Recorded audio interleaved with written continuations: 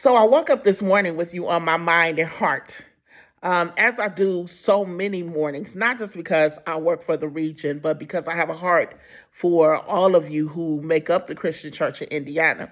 And so I woke up this morning with my mind on you, thanking God for who you are and what you represent, from the throes of Mishawaka all the way down through Rensselaer and Remington, all the way down through Lafayette, West Lafayette, all the way down from Frankton and Frankfurt, all the way down to Lebanon, from Lebanon to Indianapolis, from Indianapolis, Zionsville, Noblesville, all of the villes, Bass, Indianapolis, Franklin, from Franklin all the way down to Terre Haute, over from Terre Haute, all the way down to Madison, Corydon, New Albany, Jeffersonville.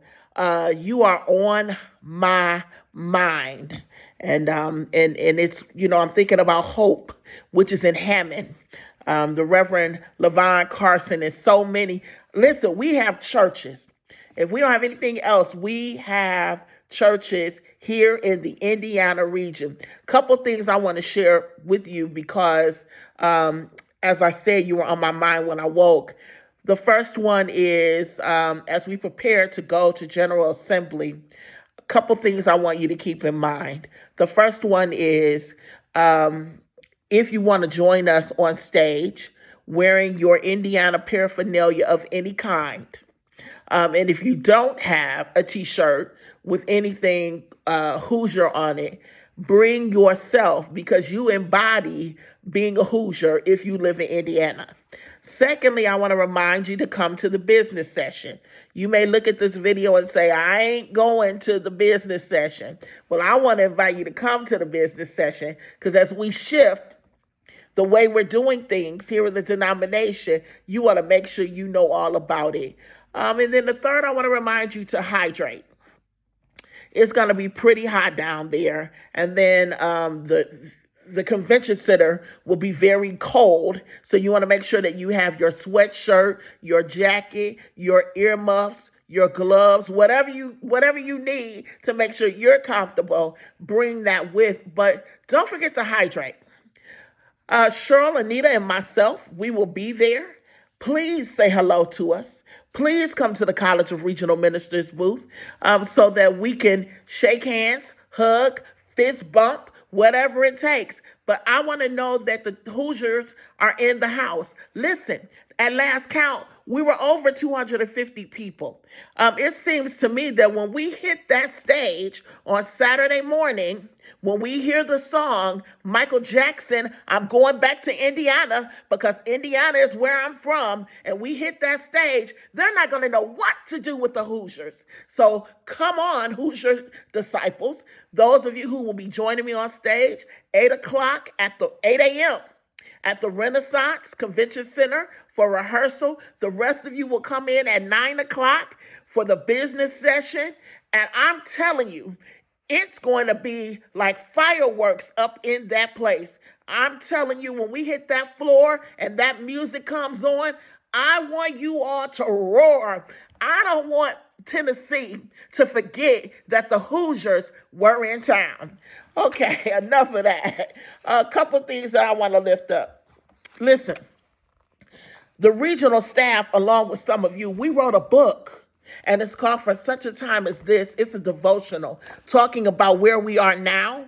And it's filled with devotional stories that are life-changing. So I invite you to get this. Information is going to be in this eNews. Hit the link and get several for your friends. Get several for your friends. This is for us.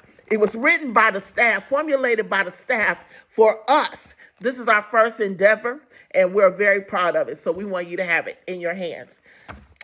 Camps.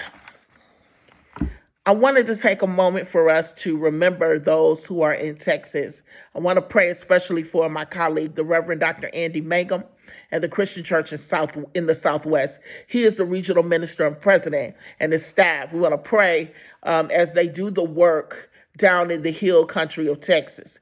I want us, the Hoosiers, to hit the Week of Compassion donate button to make sure that they have everything they need: water, food, clothes. It's your donations that will help make that happen.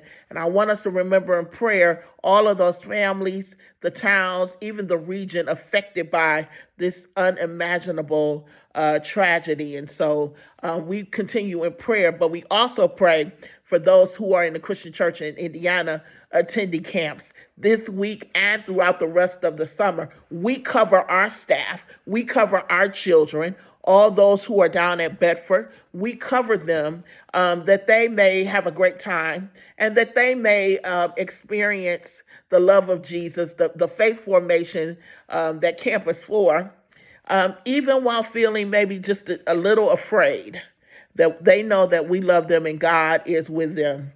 Want to also talk about the violence that's happening in Indianapolis and even around the world. Yes, we're praying about it, but I also believe that God uses us as conduits to help make a change or make a difference. We need people, we need programs, we need dollars to help offer the alternative to violence. It's a very serious thing. And as we look at what's happening in our country right now, we want to make sure that we are warding off any more stress or warding off any more evil. And we can do that. Let me shout out those who are Hoosiers, Hoosier disciples, who are already involved in organizations and other groups to discuss and to talk through what kind of programming is needed to ward off violence. Those who have given their time and their talent and even their treasure. But I want to lift that up because it's very serious. Yes, we can pray about it, but we also need to be the hands and feet of Jesus. And I want you all to know that this is on my radar. And as a regional church, I'm looking into this, and I want us as a region to say violence no more. Violence no more. And we do have an alternative. We do have programming. The alternative is the love of God, the grace of God, as well as whatever programming we come up with to combat or to offer this alternative.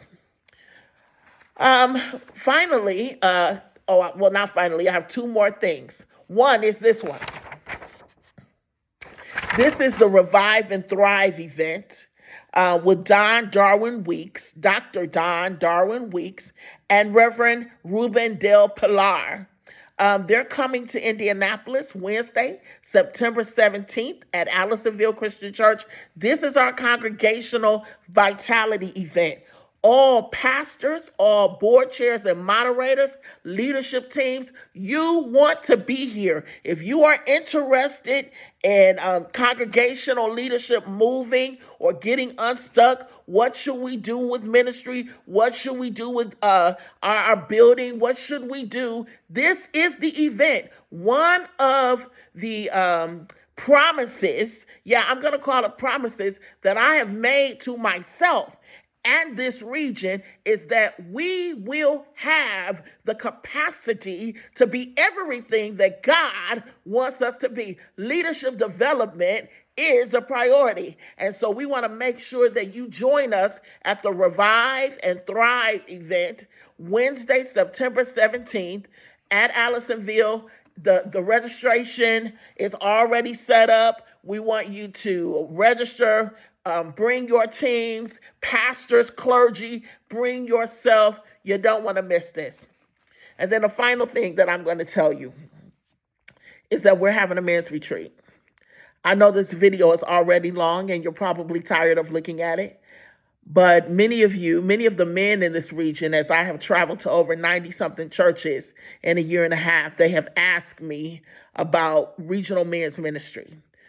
Well, Saturday, November 15th, down at Camp Bedford, we're having the men's retreat, Iron Sharpens Iron.